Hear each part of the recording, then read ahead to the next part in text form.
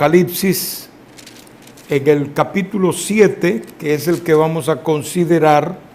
Leamos aquí unos versículos para abrir el estudio.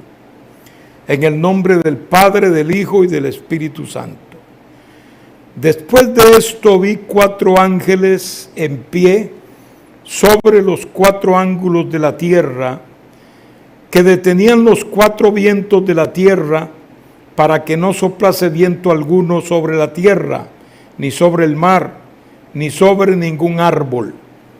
Vi también a otro ángel que subía de donde nace el sol, donde sale el sol, y tenía el sello del Dios vivo, y clamó a gran voz a los 4 ángeles a quienes se les había dado el poder de hacer daño a la tierra y el mar, diciendo: no hagáis daño a la tierra ni al mar, ni a los árboles, hasta que hayamos sellado en sus frentes a los siervos de nuestro Dios. Y oí el número de los sellados, 144,000 sellados de todas las tribus de los hijos de Israel. Vamos a continuar, pero aquí podemos ver en este pasaje que realmente, aunque es una continuación del tema que nos viene presentando el apóstol en estas visiones y en estas revelaciones que Dios le da en Apocalipsis, aquí es donde aparece el primer paréntesis. Podemos notar que en el capítulo anterior, el capítulo 6, que es el capítulo de apertura de sellos, encontramos, como ya explicamos esto, la visión de estos 7 sellos que se abren. El primero con el caballo blanco, que venía un jinete con un arco. Este es el anticristo, como ya explicamos. Cuando abrió el segundo sello, inmediatamente vio el caballo bermejo o rojo. Implica derramamiento de sangre, y le fue dado el quitar la paz. Noten que aquí, entre un jinete y otro, o un caballo y otro, pueden tranquilamente estar pasando aquí los primeros 3 años y medio de la gran tribulación. ¿Por qué? Porque el anticristo se caracterizaba porque ha ofrecido un reino de paz. Es una de las cosas que él logrará desde un principio: establecer en la tierra lo que tanto se ha buscado, y es la paz y también la seguridad. Seguridad en muchos aspectos, especialmente la seguridad económica y material. El anticristo la conseguirá al principio de su reino. Así que todo el mundo estará contento con él los primeros 3 años y medio. Cuando se le complica la cosa al anticristo es después de esa primera mitad de la gran tribulación. Como ya hemos explicado, la gran tribulación va a durar 7 años, dividida en 2, 3 años y medio, que es el periodo ese de una relativa tranquilidad y paz que tendrá el anticristo, pero muy pronto se le acaba la luna de miel esta con el mundo, porque inmediatamente aparece el caballo bermejo, que habla de derramamiento de sangre y de guerra. Allí ya la paz no está.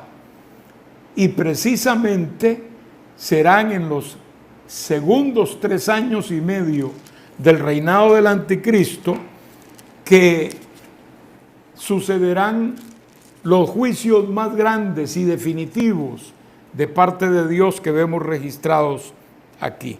El tercer sello fue el caballo negro, lo montaba la muerte, como ya explicamos, lo seguía el Hades, como quien dice, la muerte cortaba y el Hades el Hades recogía. Después viene el tercer sello. El tercer sello es el caballo, el tercer sello es el caballo negro. El cuarto sello es el caballo amarillo, que lo mencionamos también después de la guerra, después de los desórdenes del mundo, donde no hay paz y donde empiezan a ocurrir en el mundo natural muchas cosas terribles, pues obviamente viene la escasez, viene el hambre, y esto es lo que acontece, hambre. Entonces, estos primeros sellos que se abren son los 4 jinetes. Los que siguen, el quinto sello, pues nos presenta a los mártires, aquellos que estaban debajo del altar. Este es un panorama general, casi completo, de la gran tribulación, pero visto a grandes rasgos, porque empieza con el caballo blanco, que es el reinado del anticristo, y ya ustedes ven cómo concluye. Entonces, el sexto sello, vienen unas señales en el cielo y en la tierra, de las cuales también ya hablamos, y entra ahora por cumplirse el séptimo sello. Recordemos que son 7 sellos, se han abierto 6. Ahora, en el capítulo 7, por eso lo llamamos un paréntesis, como una especie de pausa, diríamos, en esa continuidad, para llevarnos a una escena distinta. Y por eso es que dice Juan, después de esto, vi a 4 ángeles en pie sobre los 4 ángulos de la tierra, que detenían los 4 vientos de la tierra, para que no soplase viento alguno sobre la tierra, ni sobre el mar, ni sobre ningún árbol. Aquí la orden es que estos ángeles que venían a ejecutar los juicios de parte de Dios, se detuvieran. ¿Por qué?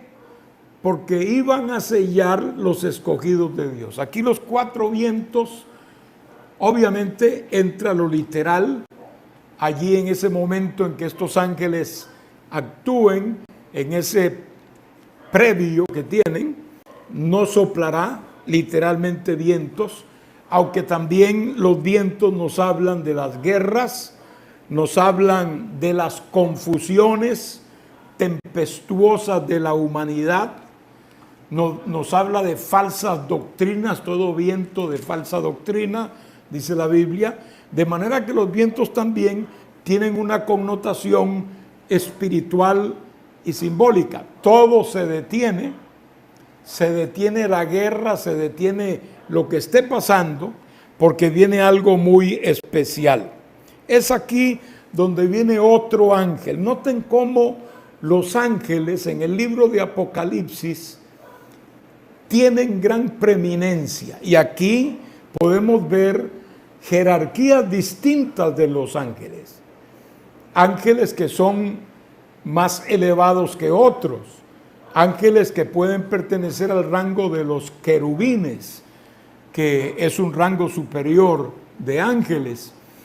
De manera que ellos entran en acción precisamente porque ya la iglesia no está. Hoy en día los ángeles ministran en una forma discreta, diríamos, a favor de los herederos de la salvación, que somos nosotros, la iglesia del Señor. Pero una vez que la iglesia sea arrebatada y salga de este mundo por el poder de Dios, entonces los ángeles volverán a tomar, por decirlo de esta manera, como timoneles la prioridad en cuanto a su actuación. En todo Apocalipsis, los ángeles entran en una acción enorme que vemos desde un principio. Y acá, por ejemplo, vemos esta participación de otro ángel que subía de donde sale el sol del este y tenía el sello del Dios vivo, y clamó a gran voz a los 4 ángeles a quienes se les había dado el poder de hacer daño a la tierra, y allí es donde él dice: quietos. Este ángel, sin duda alguna, es un ángel líder, es un ángel cuya voz se oye y se obedece.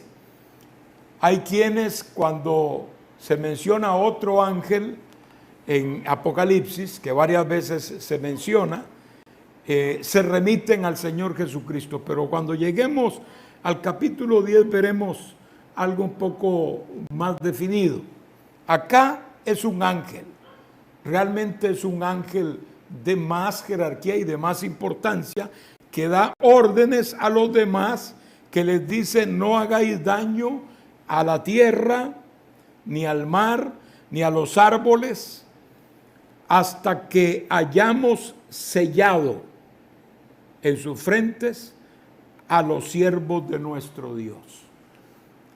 Y entonces surge el sello de los llamados 144,000, que es muy claro, hermanos, aquí no es asunto de mayor interpretación. El Señor está tratando en ese tiempo con Israel, está tratando de llevar a Israel al cauce de la oportunidad de salvación, y estos 144,000 son un instrumento de Dios. Por eso se llama también siervos de Dios, porque son instrumentos de Dios para predicar su palabra en la gran tribulación al pueblo hebreo y también a muchos otros, como se demuestra ahora más adelante. Son 144,000. Aquí no es un número simbólico, es un número literal.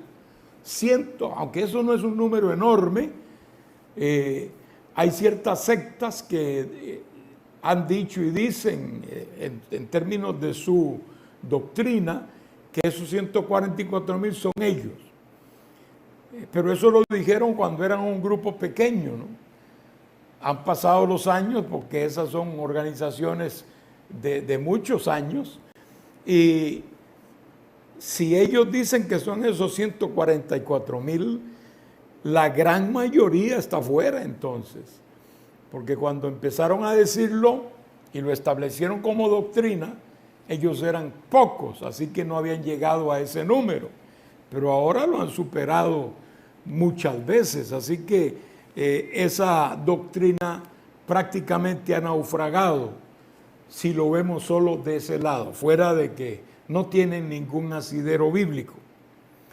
Tampoco el sello que le ponen en la frente del Dios vivo, o sea, el que guarden un día a la semana, o que guarden la ley, o que obedezcan alguna parte de los preceptos de la ley de Moisés. No hay ninguna base bíblica para decir tal cosa. El sello del Dios vivo es simplemente un sello, literalmente, que ellos tendrán para diferenciarlos, porque es algo que hace como que Dios reclame su propiedad, como un documento que, si está sellado, está certificado, y eso le da autoridad, le da condición de algo genuino, de algo válido. Acá estos que han sido sellados son judíos, lo dice claramente aquí, 12,000 de cada tribu, 12,000 de cada tribu. Esto no se puede espiritualizar y decir que representa el mundo entero, y se lo vamos a probar ahora despuesito, porque no funcionaría, no es así. Los tratos de Dios con Israel en este tiempo de la gran tribulación son muy definidos y muy profundos. Entonces, lo único que podemos destacar aquí es que no aparezca en la lista de estas tribus ni Dan ni Efraín. Probablemente se deba a que Dios había hablado algo sobre esto desde la antigüedad. Dan, una tribu de Israel, fue la tribu más idólatra que hubo. De hecho, desde el tiempo de los jueces, ellos adoptaron una imagen hecha por un tal Micaías, que era un desordenado y que creó su propio culto y su propio sistema sacerdotal, etcétera. Todos recordarán aquel levita vagabundo que andaba por ahí, pues él lo recogió como sacerdote y estableció todo un culto. Por fin, cuando él estableció el culto y puso imágenes y todo para adorar, terminaron en la tierra de Dan. Allí fue ese culto apreciado. Pero más adelante aún, cuando en tiempos de la ruptura del reino de Israel, que se divide en dos, y poco tiempo después, en días de Roboán, el hijo de Salomón, se levanta una sedición y una revolución, y Jeroboán, uno de los reyes de Israel, el primero en este caso, después de la división del reino, dijo: yo no puedo permitir que los judíos vayan a Jerusalén para adorar. Jerusalén quedó en la parte sur con el reino de Judá, y él estaba en la parte norte de Israel. Entonces él dijo: si yo permito que ellos vayan a Jerusalén para adorar, a lo mejor me van a desertar. Entonces dice: les voy a hacer aquí un lugar de adoración, e hizo serafines y los puso ahí para que los adoraran, y puso otro también en otra ciudad llamada Betel, que pertenecía a Efraín.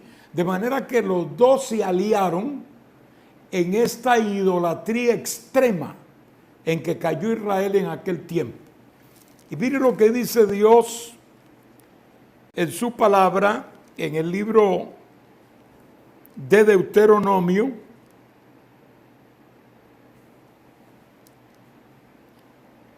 en el capítulo 29, versículo 18 al 21. Dice así: esto es un juicio decretado por Dios. Dice: no sea que haya entre vosotros varón o mujer, o familia o tribu, cuyo corazón se aparte hoy de Jehová nuestro Dios, para ir a servir a los dioses de estas naciones.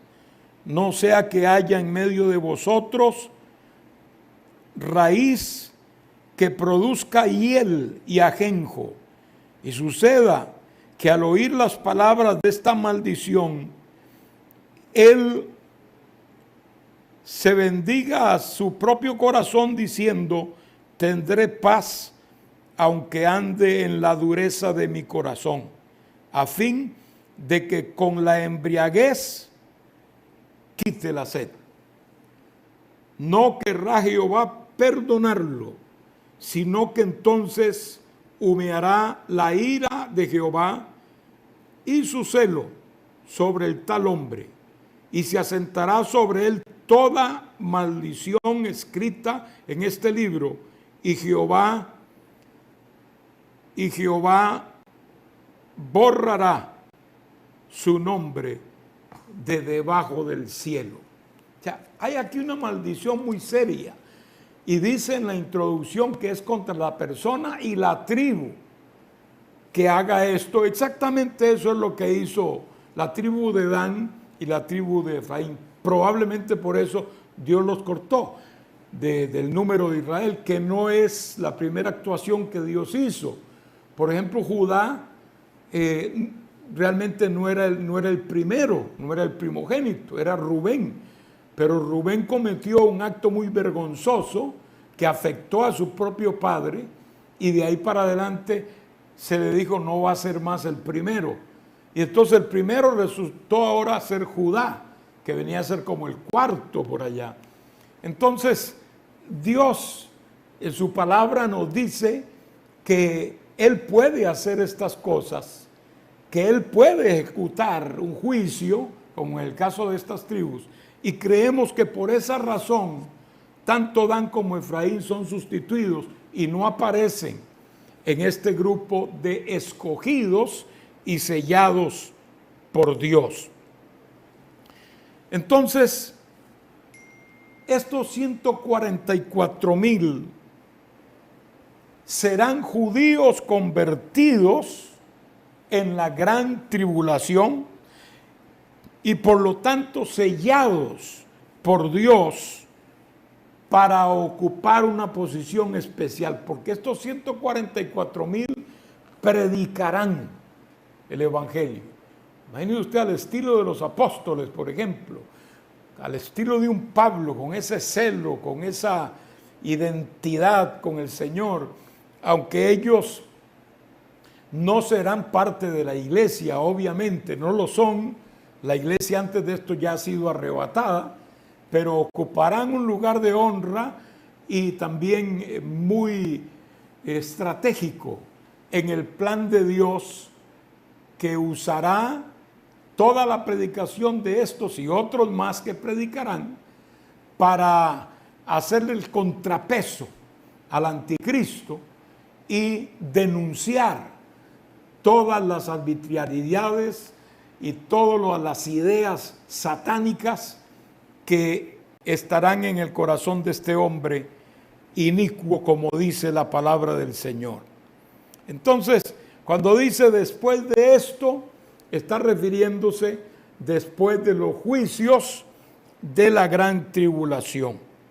Repito, como repaso, los 4 ángeles son ángeles de gran jerarquía y el otro ángel, pues más aún, dando a entender con esto, con mucha claridad, las diferentes clases de ángeles que hay, que lo sabemos, pero acá se marca muy bien y todavía faltan algunos más que tienen que hacer algunas comisiones que Dios les encarga.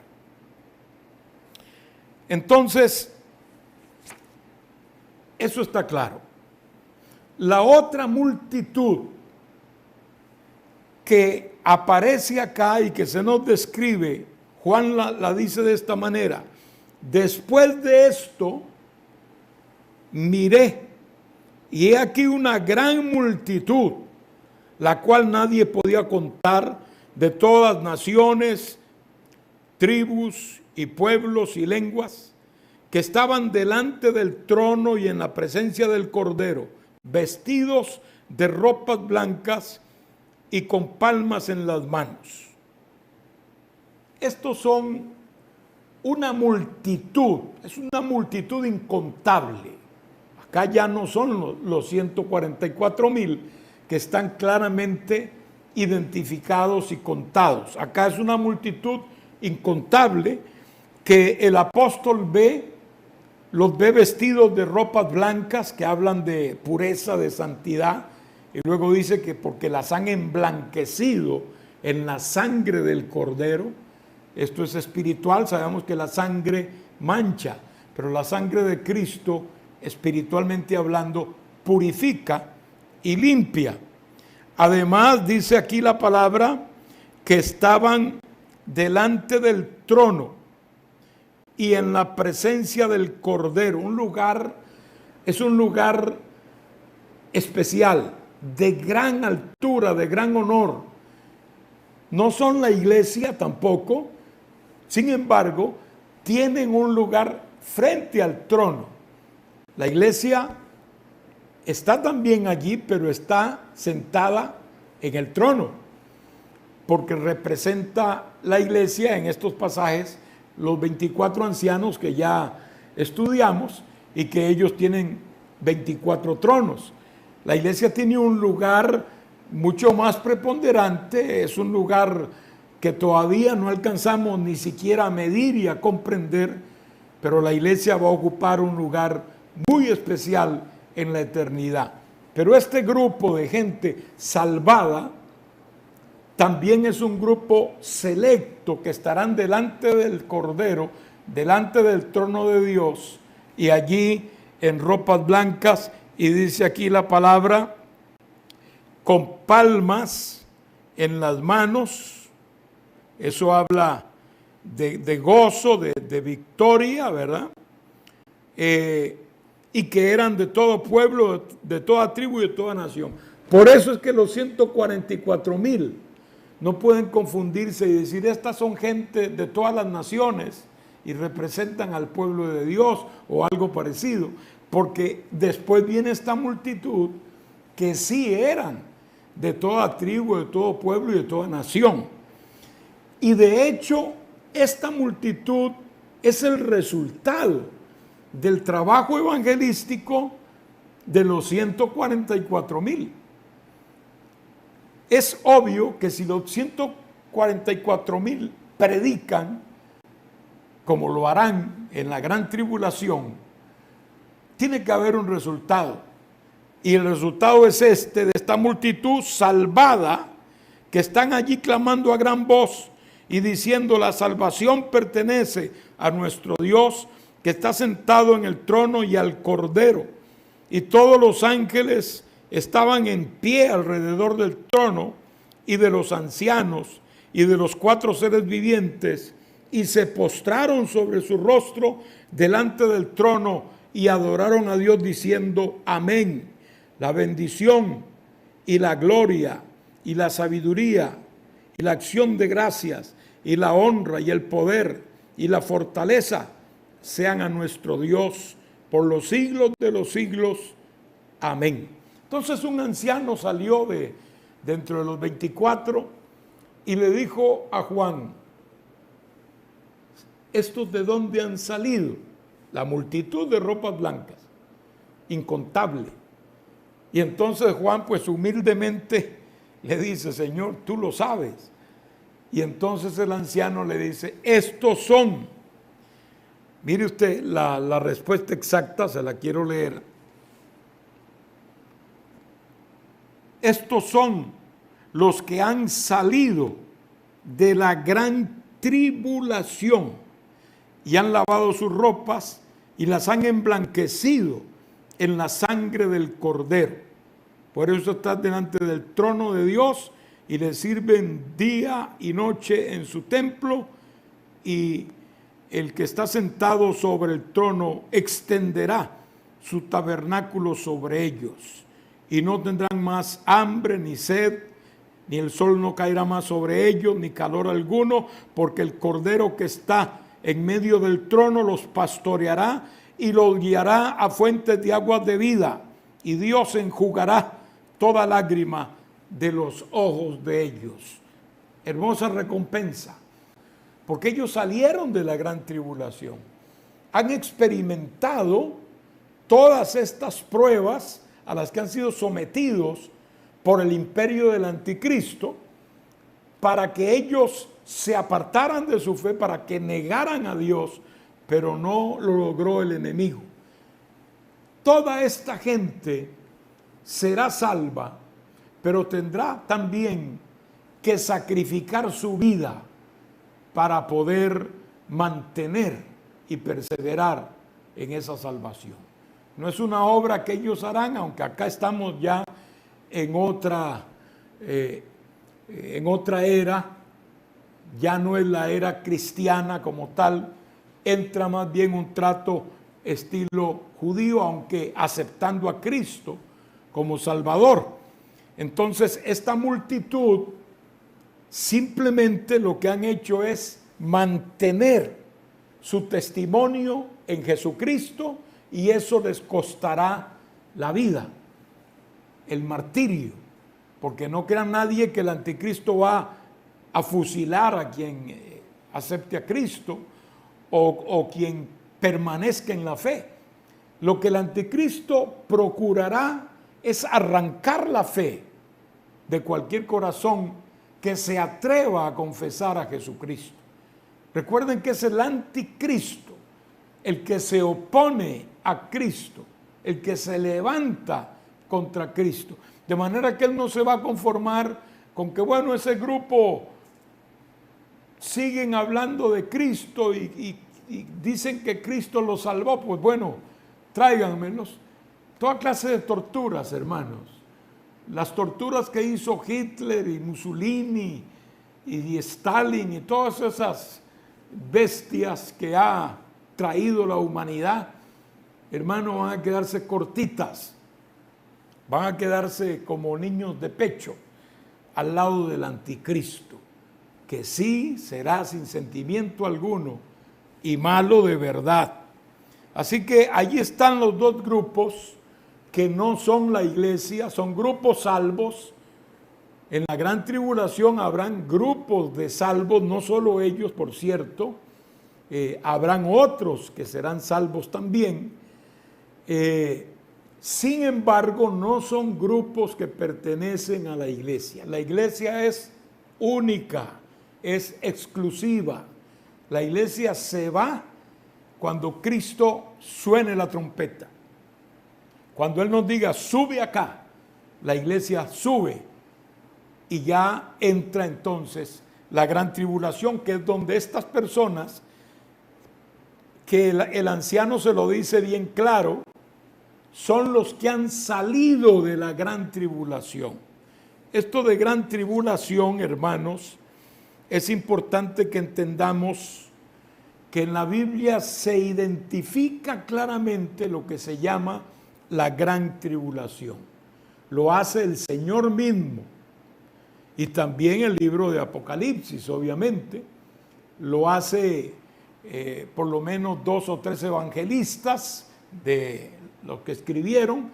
Lo hace el libro de Daniel, capítulo 9. Habla de un periodo de 7 años. 7 años que el término general se llama la tribulación. Pero la mitad para adelante de esos 7 años, o sea, 3 años y medio, los últimos 3 años y medio, serán la gran tribulación o la angustia de Jacob, así mencionada en el Viejo Testamento.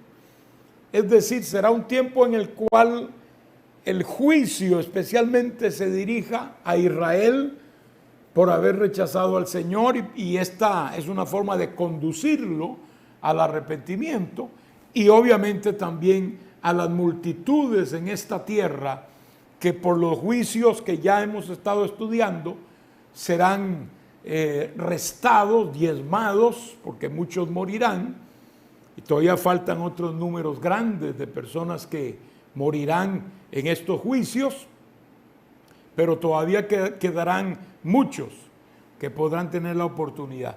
Yo siempre digo esto como un consejo a los que se queden aquí, alguno que está frío, que no coge las cosas del Señor en serio, alguno que es familiar de algún creyente y ha oído alguna vez estas cosas.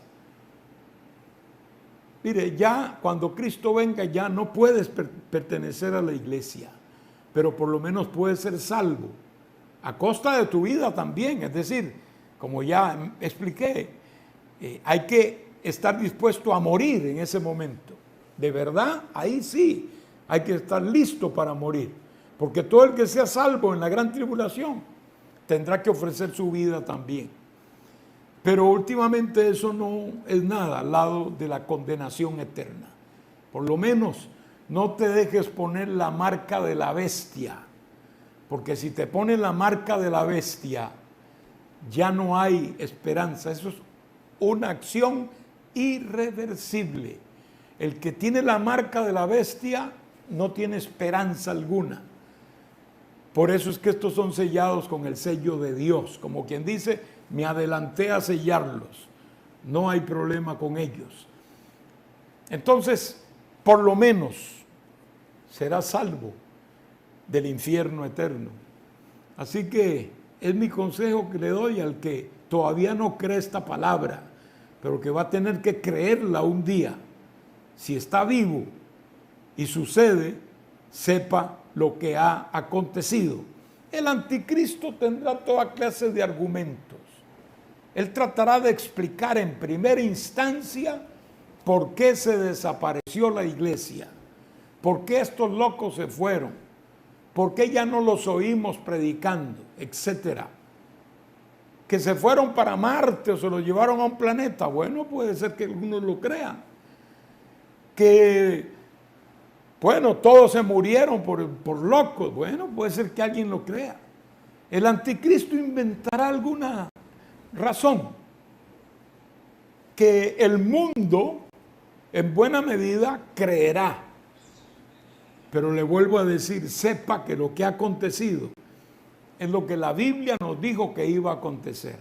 La iglesia se va de este mundo y empieza allí la gran tribulación. Entonces, tanto el Señor en el capítulo 24 de Mateo nos menciona la gran tribulación como un hecho futuro, no como cualquier hecho, y como un hecho único también. Miren lo que dice aquí la palabra en Mateo 24, versículo 15.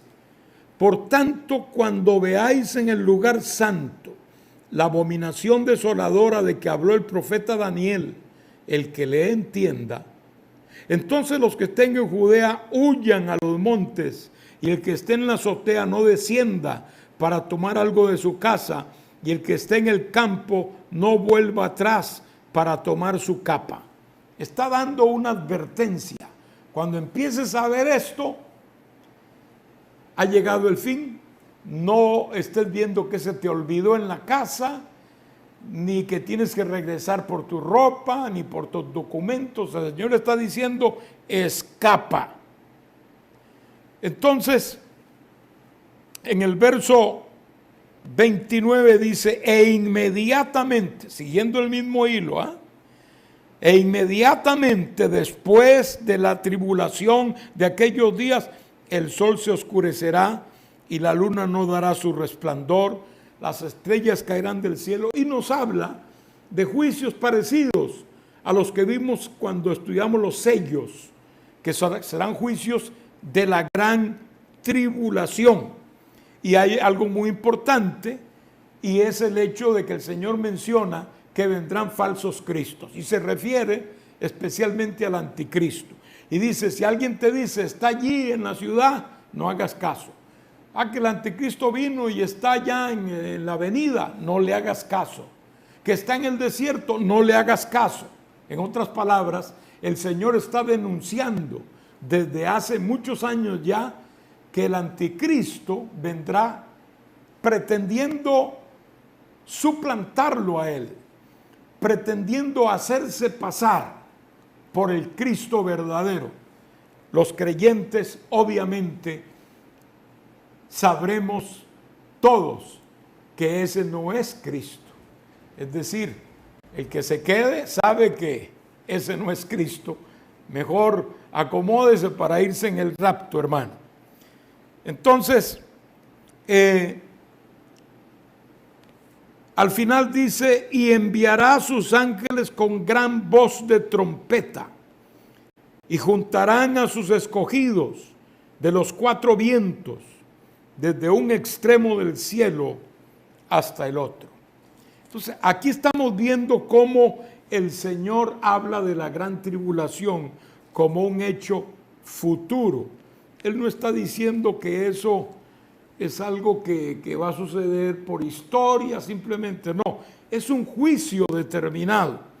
También en el capítulo 13 del libro de Marcos se nos dice claramente, pero en aquellos días, después de aquella tribulación, el sol se oscurecerá y la luna no dará su resplandor y las estrellas caerán del cielo y las potencias que están en los cielos serán conmovidas. Entonces verán al Hijo del Hombre que vendrá en las nubes con gran poder y gloria. Es claro entonces que Jesús se refirió a la gran tribulación. El libro de Daniel se refiere a los 7 años divididos en dos. Capítulo 9, versículo 27. Ahí tenemos que dice que el anticristo lo primero que va a hacer en relación a Israel es firmar un pacto. Firmará un pacto con el pueblo judío en esos primeros 3 años y medio. Ese pacto le dará una especial atención a Israel, Probablemente los grandes problemas que hoy tiene Israel quizás sean resueltos porque habrá paz, seguridad, cosa que no hay hoy en día en Israel por razón de la pugna fuertísima y milenaria que hay entre árabes y judíos. El anticristo probablemente resuelva eso, va a resolver el asunto del templo judío también. ¿Cómo lo va a hacer? No sabemos. Pero eso el anticristo logrará resolverlo. Y todo eso dará marco a un pacto que hará por esos 7 años. Sin embargo, a los 3 años y medio de estar ese pacto, el mismo anticristo rompe el pacto. Al romperlo lo hace en una forma tan evidente que a Israel no le cabe duda de que ese no es su Mesías, como había creído esos años atrás, que es un falso, porque el anticristo hará imágenes de él y las pondrá en el templo en Jerusalén y en muchos otros lugares del mundo, y mandará que lo adoren como si él fuera Dios. La palabra dice que se hace pasar por Dios, haciéndose igual a Dios, pidiendo que lo adoren. Y entonces es cuando Israel dice: este no puede ser nuestro Mesías. Se rebelan contra esas demandas del anticristo, y allí es que empieza la verdadera gran tribulación para Israel. Podría decirse que los primeros 12 capítulos del libro de Apocalipsis conciernen a los primeros 3 años y medio de la tribulación, algunos panoramas que tenemos se van más allá y nos presentan el panorama completo, como por ejemplo este pasaje que estamos estudiando hoy, que se va a cosas que van mucho más allá. Estas cosas de la gente que será salva en la gran tribulación y los sellados y todo acontecerán en esa segunda parte de la gran tribulación. Sin embargo, lo vemos aquí, pero como un paréntesis.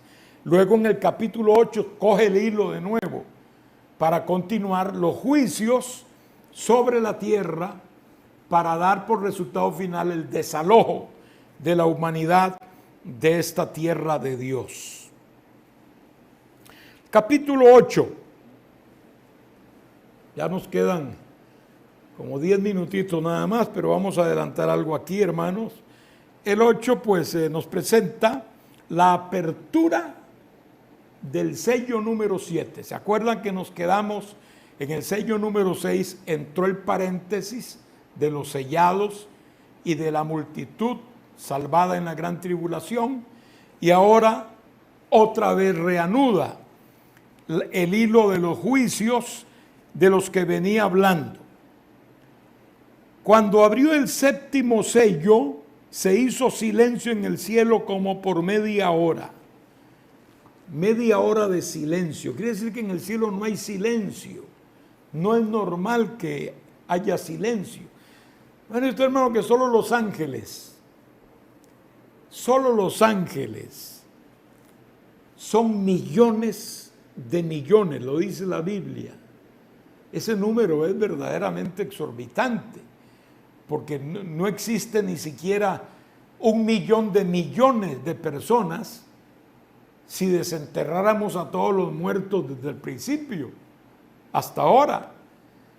Hoy en día lo que somos unos 7,000 millones, que creemos que son muchos, claro, es un número importante, pero 7,000 millones, 7,000, al lado de 1 millón, que son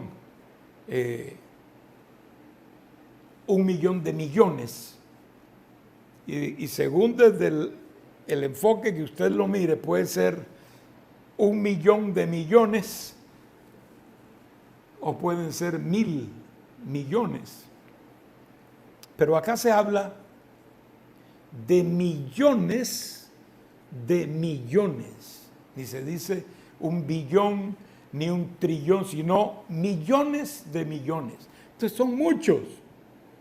Usted sabe la alabanza que hay allá. La Biblia dice que cuando toda esa gente y todos esos ángeles alaban a Dios, son como voces de trueno, como el estruendo de muchas aguas.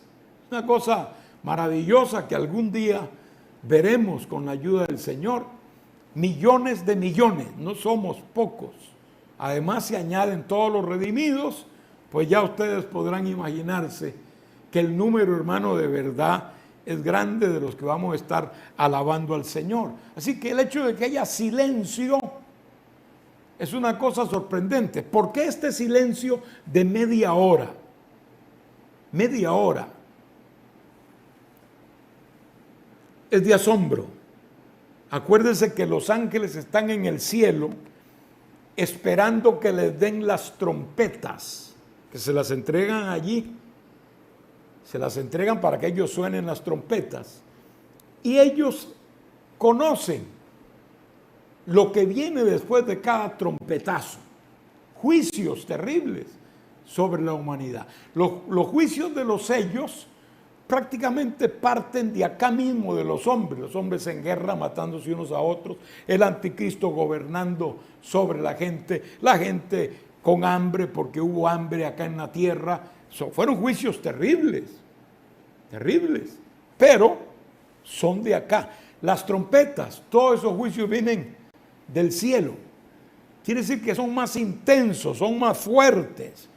Cuando me imagino yo, perdóneme que deje correr mi imaginación un poco, cuando los ángeles ven ese almacenaje de juicios, y que saben que esos juicios son justos y verdaderos, como lo dicen ellos mismos más adelante, hermano, no quedará otra cosa que asombrarse.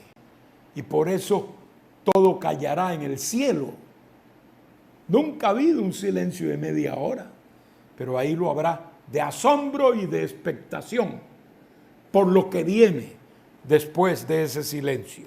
Entonces dice la palabra que otro ángel vino entonces y se paró ante el altar. Noten, otro ángel. Este es otro ángel que habla, es decir, que nos presenta como la estirpe esta de querubines, de ángeles mayores, de mayor rango, que la palabra lo dice, ¿verdad? Y se paró ante el altar con un incensario de oro y se le dio incienso, mucho incienso, para añadirlo a las oraciones de todos los santos sobre el altar de oro que estaba delante del trono. No podía ser cualquier ángel, hermano. Este es un ángel particularmente especial, comisionado para llevar el incensario. Acuérdense que esto lo hacía gente del templo en Israel. El incensario, un plato un recipiente que lo llenan de brasas, de fuego, y entonces ahí queman el incienso que levanta nubes de un humo aromático, de un olor fragante. Bueno, esas son las oraciones de los santos. Aquí lo dice, las oraciones de los santos. La oración es muy importante, hermano. Hay que llenar el incensario, hay que tener material para ese humo, para ese incienso que se eleva en la presencia de Dios. Y entonces dice, y de la mano del ángel subió a la presencia de Dios el humo del incienso con las oraciones de los santos. Y el ángel tomó el incensario y lo llenó del fuego del altar y lo arrojó a la tierra. Y hubo truenos y voces y relámpagos y un terremoto.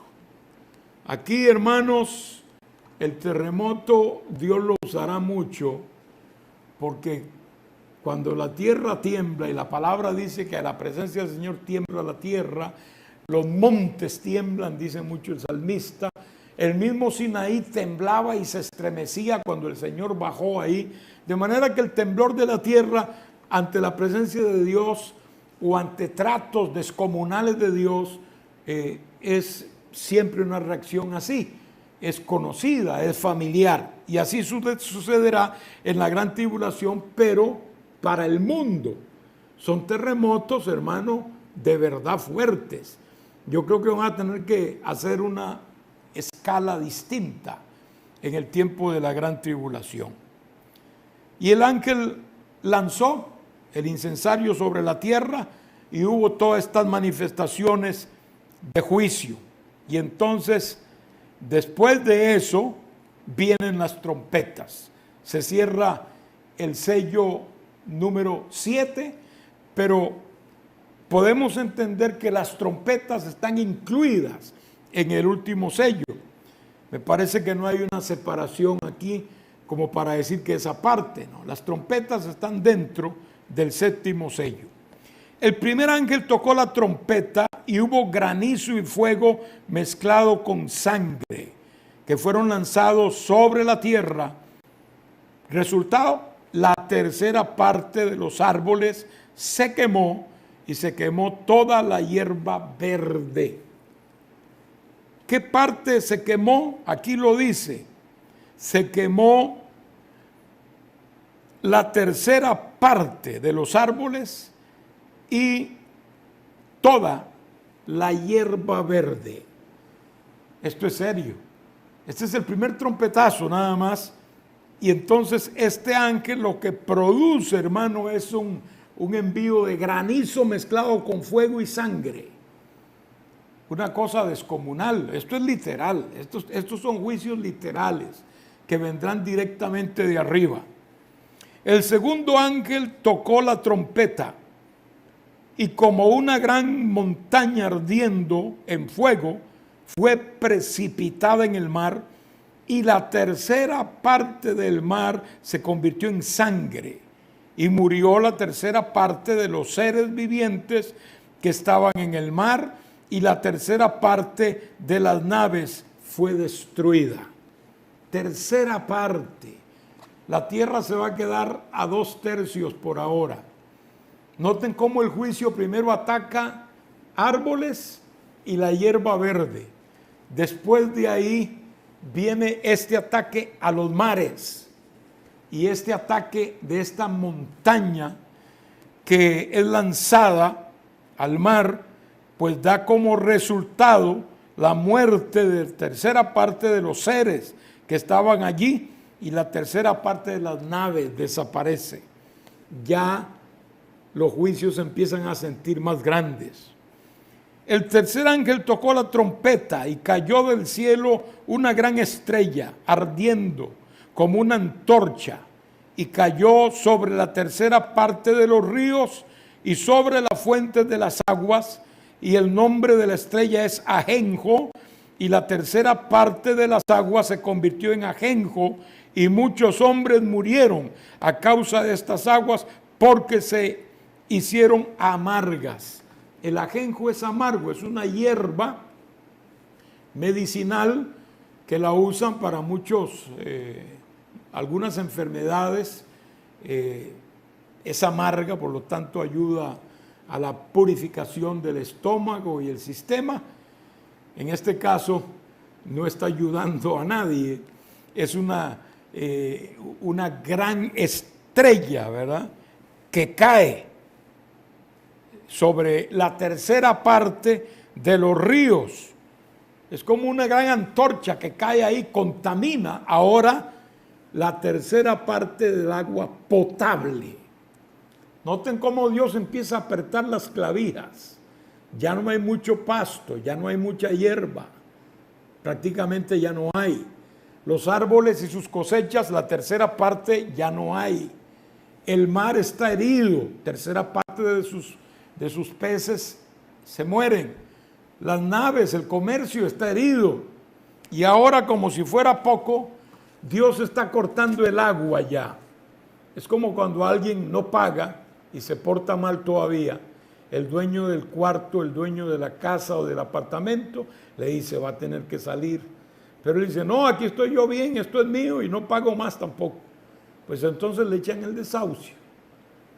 Pero antes de eso probablemente le corten agua, luz, teléfono, cable. Como que el Señor está aquí empezando a cortar ya los suministros para que el mundo entienda que con Dios no se juega. El anticristo tratará de explicar todos estos juicios en forma natural, como acostumbran hoy, que hay un milagro y ellos buscan alguna explicación natural. La buscan y la rebuscan y la hallan. Falsamente, pero la hallan. Entonces, acá no habrá margen para eso. Acá ellos saben que Dios está interviniendo. En la gran tribulación, especialmente al final, no es que la gente no sepa que Dios los está castigando. Entenderán que Dios los está castigando.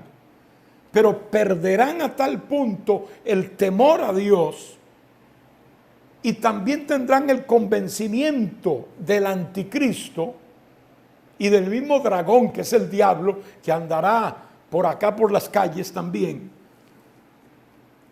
que pensarán que pueden pelear con Dios y vencerlo.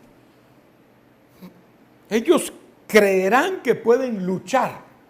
El hombre ensoberbecido y ensimismado, como lo es en verdad, en lugar de arrepentirse y humillarse al Dios del cielo, lo que pensará es, pues bueno, vamos a tener que pelearle a ese Dios. Y veremos más adelante que lo intentan. Y luego, para culminar el capítulo 8, perdonen que estoy ya un poquito fuera de tiempo, el cuarto ángel tocó la trompeta y fue herida la tercera parte del sol, la tercera parte de la luna, la tercera parte de las estrellas, para que se oscureciese la tercera parte de ellos y no hubiese luz en la tercera parte del día y asimismo de la noche. Y oí a un ángel volar por en medio del cielo diciendo a gran voz: ay, ay, ay de los que moran en la tierra a causa de los otros sonidos de trompeta que están por sonar los otros ángeles. Aquí está otra herida al medio ambiente del hombre. Aquí Dios le está cortando ahora la luz, le está oscureciendo el día, y esto asombrará a muchos, y a otros, claro, los pondrá completamente fuera de su zona de confort. Nunca se había visto algo así, es un juicio terrible. Dios les está cortando los suministros de alimento, le está cortando el agua misma, y le está cortando acá la luz del sol. Y usted me dirá, qué malo es Dios. Yo le digo, qué incrédulo y rebelde es el hombre, que teniendo Dios miles de años de estarlo llamando y rogándole, que uno como predicador del evangelio tiene que amar y no puede aborrecer a nadie, pero uno dice, Dios mío, ¿hasta dónde llegará tu paciencia? Tal vez como hombres nosotros no podríamos aguantar tanto como aguanta Dios, pero Dios no está apurado, ni está intranquilo, ni está nervioso. Él tiene su plan elaborado, y en el tiempo de estos juicios nadie podrá pararse delante de Dios a decir, ay Señor, tú eres injusto y ¿por qué me has hecho esto? No, Dios tiene elementos suficientes para comprobar que el hombre es el que no ha querido entender ni siquiera lo mínimo para poder relacionarse con Dios, sino que se ha vuelto rebelde, y en lugar de creerle a Dios, lo que ha sido es un detractor de las cosas de Dios, como muchos que los hay, que no les importa decir que no hay Dios y que Dios no les importa, y que no, eso no, la Biblia no es verdad, que es un libro que cabe cualquier cosa ahí, etcétera. Y Dios está oyendo, Dios está mirando tanto aborto, tanta injusticia, tanta corrupción. Dios está mirando tanto asesinato, tanto derramamiento de sangre, tanto materialismo en la raza humana. Dios está mirando cómo han querido desvirtuar la familia, desvirtuar el matrimonio y hacer sus propias invenciones y decir que están bien. Hay de los que a lo malo le dicen bueno y a lo bueno le dicen malo. Ese es un ay de Dios. Y hablando de ayes, sale un ángel, ya para terminar, que dice, hay, tres hay, de los que moran sobre la tierra, por los próximos ángeles que tocarán la trompeta. Quiere decir que la cosa viene más seria que lo que hasta ahora estamos viendo. Vamos a quedar aquí, hermanos. Si Dios nos permite, seguiremos con el capítulo 9 y 10, que es muy interesante, el próximo estudio, si Dios lo permite. Que Dios me les bendiga. Un abrazo para todos, hermanos. Oremos. Padre, gracias por esta oportunidad que nos has dado de compartir tu palabra, Señor. Te pido que la misma quede grabada en los corazones y que pueda llevar fruto para bendición de nuestras vidas, Señor. Te pedimos que visites cada enfermo, que visites cada afligido, cada enlutado. Tu presencia, Padre, de fortaleza y de consuelo a cada corazón según la necesidad. Suple las necesidades de aquellos que están padeciendo hambre, oh Dios, de aquellos que están padeciendo trastornos en su salud. Extiende tu mano de poder, Señor, y glorifícate. Sobre todo, ayuda a cada uno a permanecer firme en la fe. Estos días dificultosos no son nada al lado de lo que vendrá al mundo después de que la iglesia sea quitada de esta tierra. Pero te pedimos misericordia y por eso predicamos este evangelio por doquier, para que tú salves las almas y para que los hombres tengan oportunidad de arrepentirse, porque aún en medio de esa gran tribulación existirá esa oportunidad. Gracias, Padre, en el nombre de Jesús. Amén.